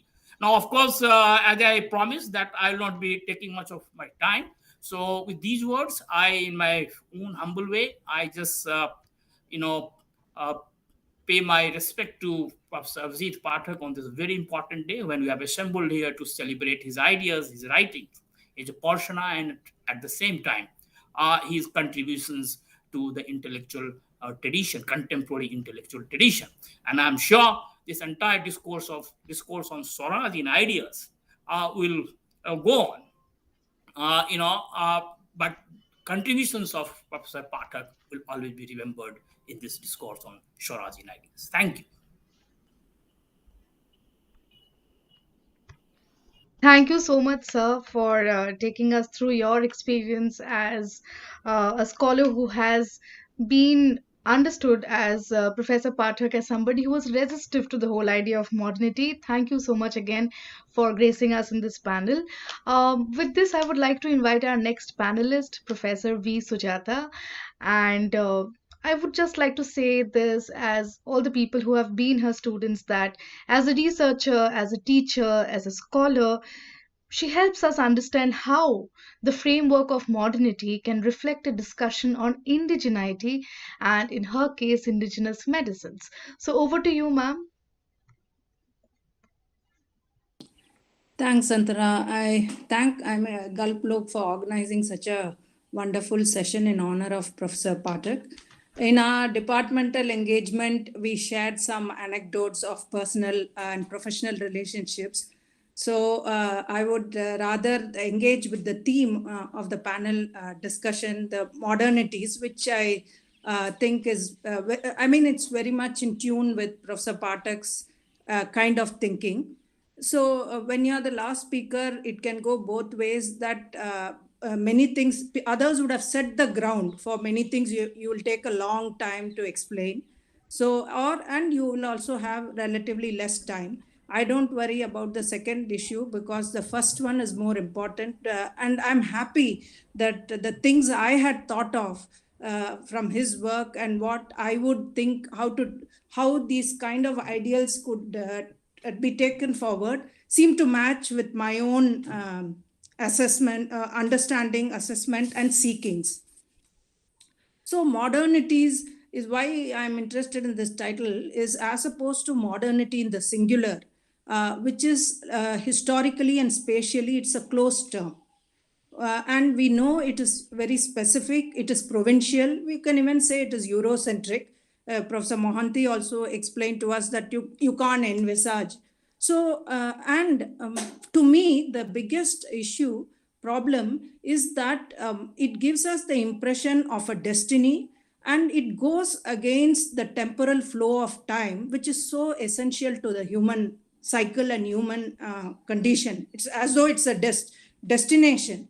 And so it goes against the grain of the flow of time, which is so very characteristic of the human cycle or the human condition. Whereas modernities offers multiple possibilities, but for this very reason, it eludes any kind of conceptualization, theorization, or logical closure. So we are in a bit of a fix how to deal with this. So in this time available to me, I just wanted to take two themes from Professor Pathak's work in Indian modernity, in which he deliberates in the context of modernity, religion, and gender. I don't know whether I'll have time to engage with both, but this is my intention.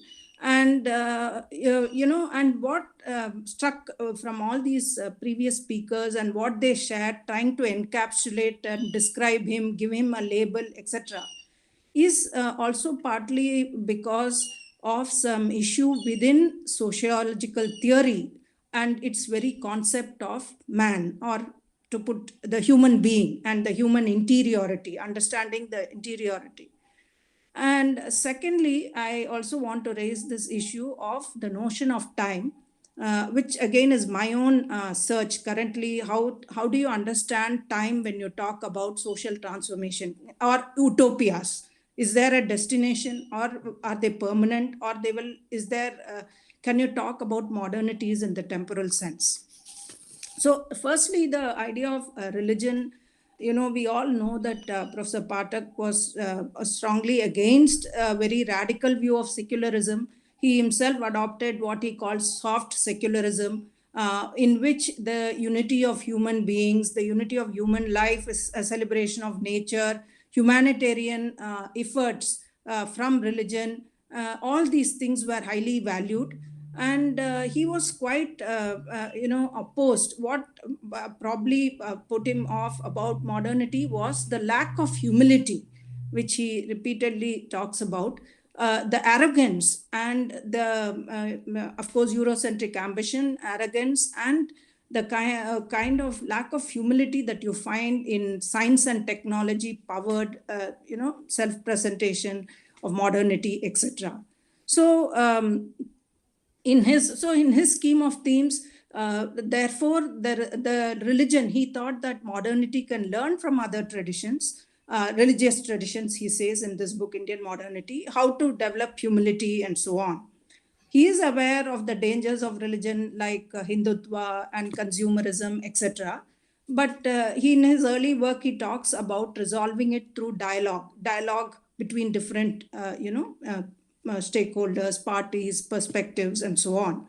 But I noted that in his more recent article, he is already saying that we should at least have a view of religion which is celebrating nature, a humanistic, even if we let go of the practices and other things. So I think the fear of Hindutva and religion itself modernizing and becoming arrogant and ambitious looms large in his mind. So maybe somebody argued with him. I have to ask him that he is now his understanding of religion seems to recede. But still, I would think the kind of seeker or search that he is propagating in his teaching and in his practice is something that is quite at contention with the notion of man within sociology. I mean, the concept of man, as Yogendra Singh will put it. Unfortunately, they did not use terms like human beings at that point in time. They use things like concept of man, so I have to stick to that. So, but in this very brilliant essay, Yogendra Singh, while he talks about the concept of man, says that positivism and functionalism schools thought of the human being as a bundle of biological impulses, and virtually nothing, empty, but it is only society which gives, and culture, that gives morality. It gives everything to the individual. Otherwise, the individual is a zero. I mean, this is the kind of view that you have in sociological theories, which whether it is role or system or structure or whatever it is, the individual is a derivative who has, and Weissing points out that such a view completely rules out the existential, biographical, and dialogic nature of human beings. Most importantly, the moral and ethical aspects of human life. We use these conceptualizations that completely eschew the ethical, moral, and spiritual aspect. We don't have the vocabulary. And here I want to give you an anecdote, things that you see in your life, thinkers like Bourdieu, whom we use very frequently in explaining mobility, etc. I have no reservations against him. But the idea of a social capital, etc., which a lot of people use in the context of education, I agree that there are structural constraints, but I have also observed and seen, we see a lot of data in Tamil Nadu, that in one generation, young Dalit girls who were earlier doing wage labor in their family, they have done well in math, then they do a degree in engineering, and after a year, they get a job in IBM. So a couple of such girls whom I happened to interact, and one of whom told me that 2 years ago, during my vacation, I still used to work in the field as wage labor. But today, ma'am, I've cleared IBM interview. I'm sitting in an AC room. I'm going to take my first flight to Hyderabad. From 200 rupees, she is earning 20,000. I'm sure she would have reached 50 or 60. And she's a first generation learner. There is nobody to teach her math. She understood all the coding and languages all by herself through her teachers. She spoke Tamil. She transitioned to this English medium and all that. And there are many such people whom we may not see. So I'm saying the aspiration, it's not covered by the term agency. We use structure and agency. But aspiration, the ideal, the power of ideal to drive people what you call spiritual strength. We say Atma Shakti or whatever it is you may call it. This we have no vocabulary in sociology to characterize it. We may at best say agency, but that's not what is meant. I can give you many more examples, but I will stop here. In this very same example, such students, the idea that math and complicated codes, engineering codes could be understood, geometry could be understood only with someone with prior experience, it's not borne out by these first generation learners. I've spoken to maths professors in state universities who say that first generation learners have perfect sense of pattern, geometry, algebra. If you teach them well, they pick up. How do you explain intuition? How do you explain these things? So even schools like phenomenology and critical theory, which Professor Pathak resorted to more, I mean, as a critique of modernity, etc. I'm sure even those schools of sociology, with their theory of consciousness, which is egocentric, okay, their theory, let's say phenomenology school idea of consciousness is very clearly based on the study of normal adult individuals. That's their theory of so if you talk about intuition or visionary experience, you can neither explain a Ramanujam nor can you explain many of these first generation unknown learners how they think. And such experiences are completely out of our we can describe, but we don't have a vocabulary. And so Ramakrishna Paramhams, whom Professor Pathak cites very often, will be seen as a schizophrenic or a delusional person. His experiences will be in what vocabulary do you have to characterize these things? So you have to only talk about it as social thought, not in sociological theory. So this is I think the problem lies in the very conception of the human being and the consciousness of the human being that we find there, which we have in sociological theory, which cannot capture the freedom of the seeker or the wanderer who can dwell partly in worldview, literature, and in theory, and who doesn't see any limits. Isms and ideologies are only tools for them. And this is true not only of Professor Pathak. I'm saying there are many such people out there. It's only that the discipline doesn't have a vocabulary to deal with. Even the best of the schools of thought, phenomenology, etc., can describe. But in sociology, I should say, I have not come across this kind of how to capture this aspect of the human condition. How do you call it? Jung will call it non-ego sources, sublimation, etc. A.K. Saran has pointed out this already, that we don't even have in sociology to understand the impact of or the use of our subconscious interests in our conscious pursuits. And that is why even I urge my students, if you don't know your mother tongue or your some poetry, you can't understand English or sociology. We have to come to it from there. If you have a sound basis in your own language, your subconscious mind will understand, get its analytical power. So this is what I want. One more. So basically, this my contention, though there is a lot of gloom about the way the things are going on, the way religion is being appropriated either by market forces of consumerism, whether there's radicalization, let's say even of radicalization of Islam due to Gulf migration and coming of Gulf money, and the erosion of Sufi and softer versions of Islamic worship. All this is happening. The redeeming possibility, though there is gloom, iron cage of rationality, there's a lot of conceptualization to say how to counteract this through movement and collective mobilization. I think they are all very much in place. What we don't have is how can you have a self that can resist homogenization, mainstreaming, and how this can happen at the level of the individual. For that, we don't have a vocabulary in sociology. Lastly, I want to talk about time, especially in relation to our understanding of gender. I'll make it very brief. Professor Pathak, while he talks about gender, women, and feminism, he does think that modern feminism, by emphasizing the decrying love, affection as exploitative terms, is throwing the baby with the bathtub. That's not. I mean, he says that you can't do away. You should, and that we should have a complementarity principle of, rather than the principle of equality. Think of complementarity principle and so on.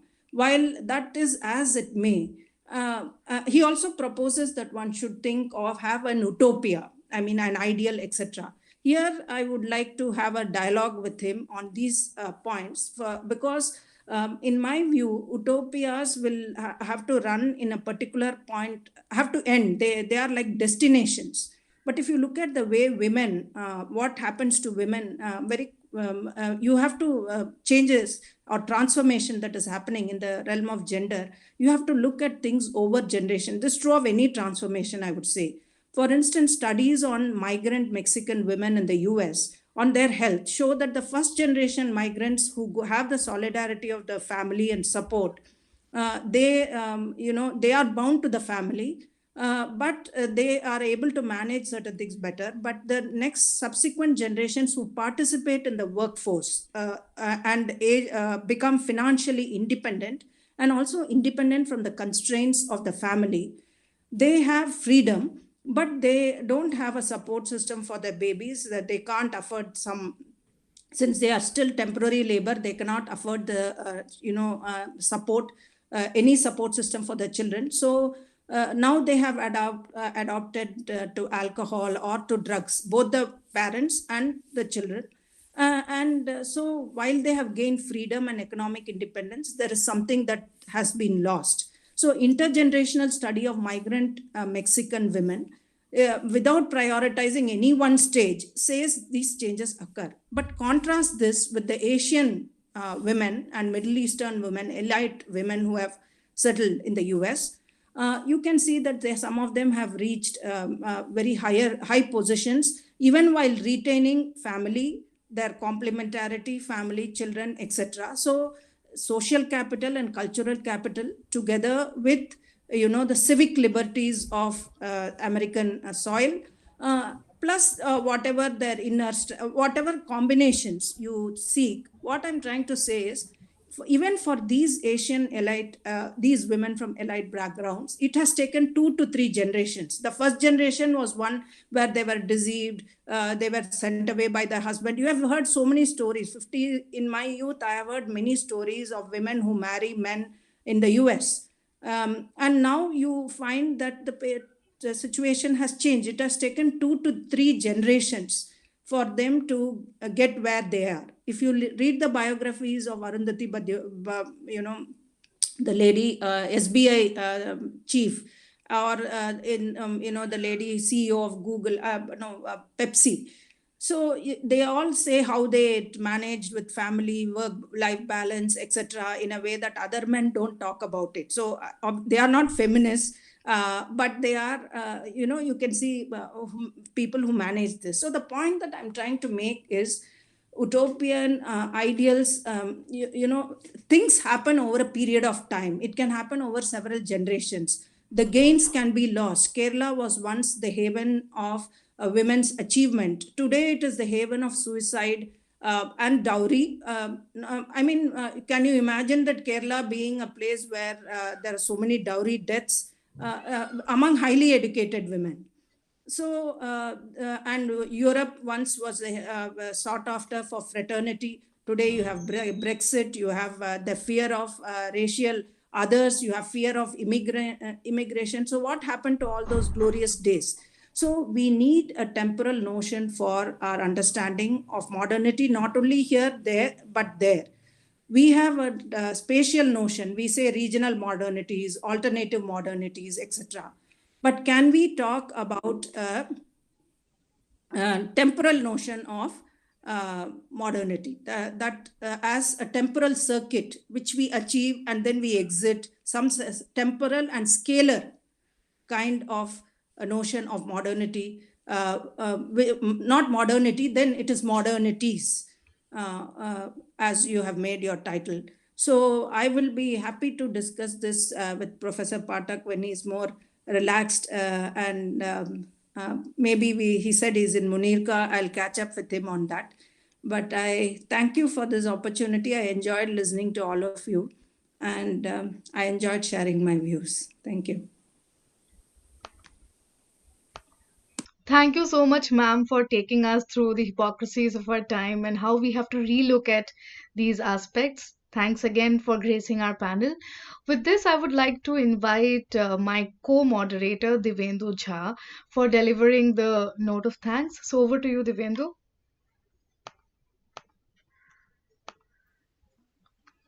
Yeah, thanks, Antara. As we are ending the program or ending the today's session, but we not only hope but also believe that this engagement will carry forward in the near future in one manner or the another manner. On behalf of the organizers, that is Galp Lok and Foundation for Creative Social Research, we would like to extend our gratitude to the panelists, that is Professor Mohanty, Professor Thakur, Professor Jha, Professor Sujata, Professor Kumar, Professor Singh, Professor Chandhok, Professor Sinha, and Mr. Sen Gupta. We are also thankful to Dr. Devnath Pathak for his critical comments on all our ideas and initiatives, yet offering us always his creative suggestions and ideas. We are also thankful to Professor Thakur for his support to the Galp Lok.